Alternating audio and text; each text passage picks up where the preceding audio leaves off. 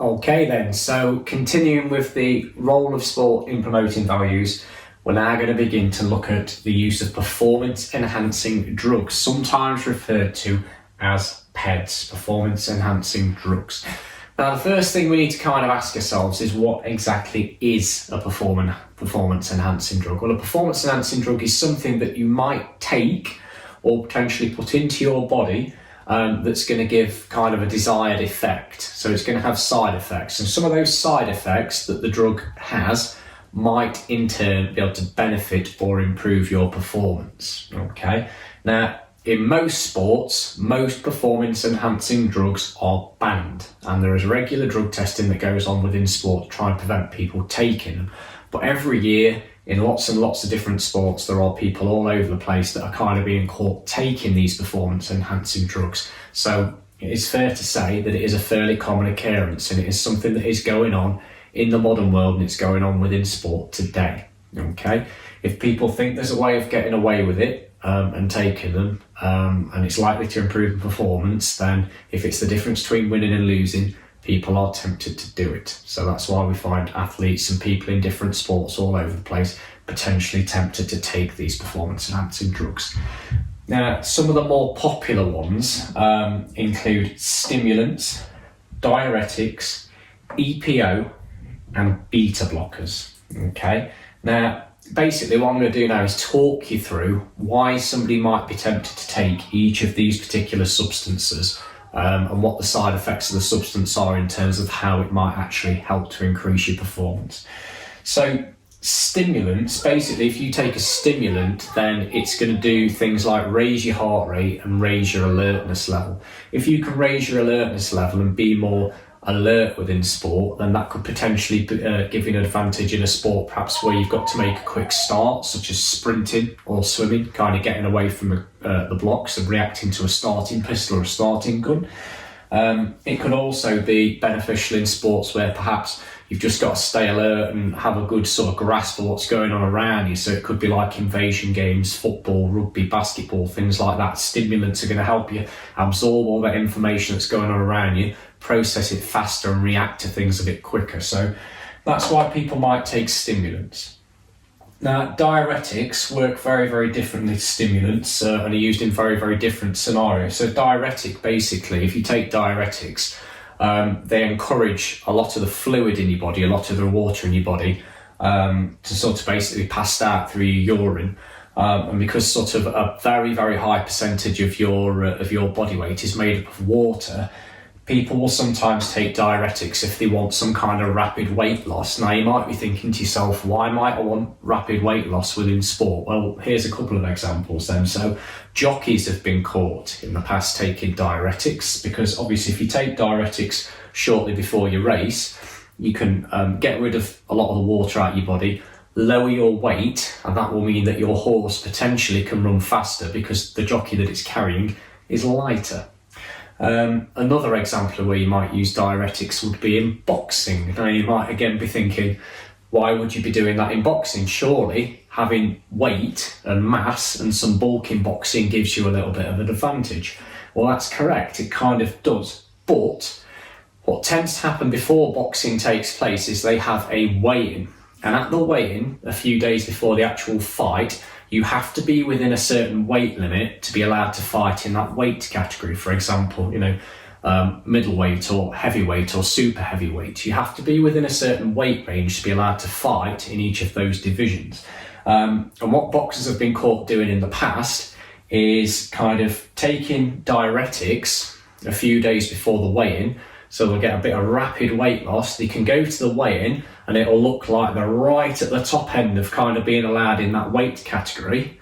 And then once the diuretics are out of the system and a few days pass, they'll then rapidly put on weight ready for the fight. So the diuretics are useful because they kind of just get them into the weight category. And then once that weight's back on and the diuretics are out of the system, they can actually go into the fight potentially weighing more than they should do to actually be allowed to fight in that particular fight. They might actually be heavy enough to then be in the next weight category up. So that's why boxers might use diuretics. Now, EPO is a slightly strange one in that EPO is actually naturally occurring in your body. So unlike stimulants and diuretics that shouldn't really be in your body, and they're encouraging certain side effects, EPO is something that can potentially be naturally occurring in your body. And what EPO does is it's a hormone that your body releases, and when that hormone gets released, it encourages your body to make more red blood cells. Now, red blood cells are obviously very, very important for carrying oxygen and getting that oxygen to your muscles, and that's vital for athletes that are using their cardiovascular systems in endurance events. So we're talking about things like marathons, or perhaps sort of road cyclists doing things like the Tour de France, where you just need maximum amount of oxygen get into your muscles so that you can keep working over and over and over and over again.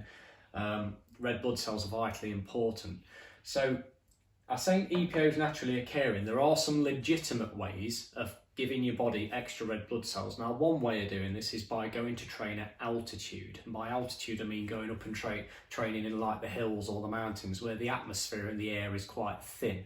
If you go and do that, your body will notice that the air is quite thin and there's not much oxygen, and it will naturally release the EPO hormone to tell your body to make more red blood cells so that you can kind of grab more oxygen out of the air.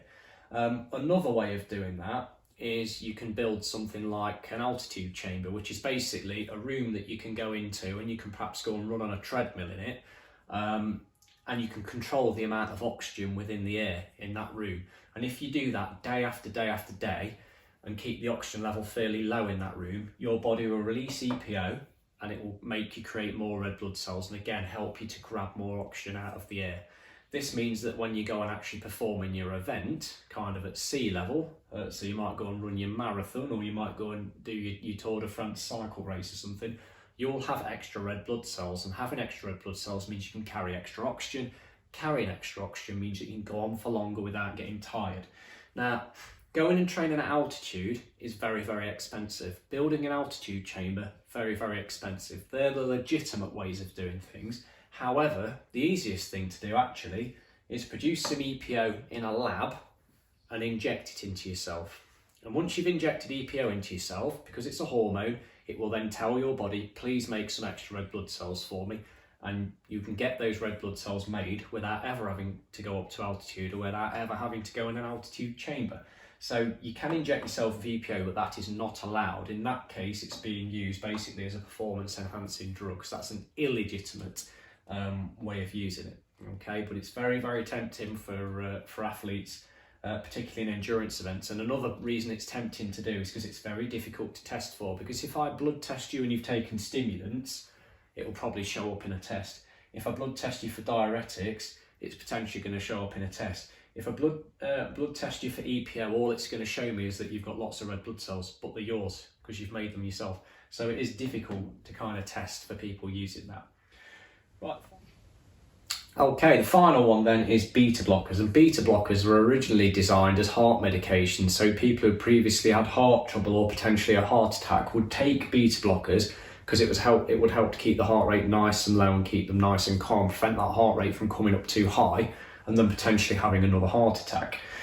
Now, why might you want to use these in sport then, and why might you want your heart rate to be really, really low? Well, if you think about sport like snooker, where accuracy is really, really important, having a very, very steady hand as you play your shots, then beta blockers can come in useful because they just help to keep you calm, keep you focused, and mean that you're not going to have the shakes and things as you kind of play.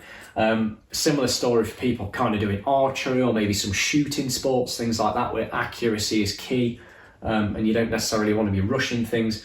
Those kind of athletes might be potentially tempted to take beta blockers. Although obviously side effects of these are that if you're a healthy person, you take beta blockers, it's not very good for your heart for you to be artificially lowering it, because that could cause you long-term problems yourself. Okay, so we've been through stimulants, diuretics, EPO and beta blockers, and they are just 4 of many, many potential performance enhancing drugs.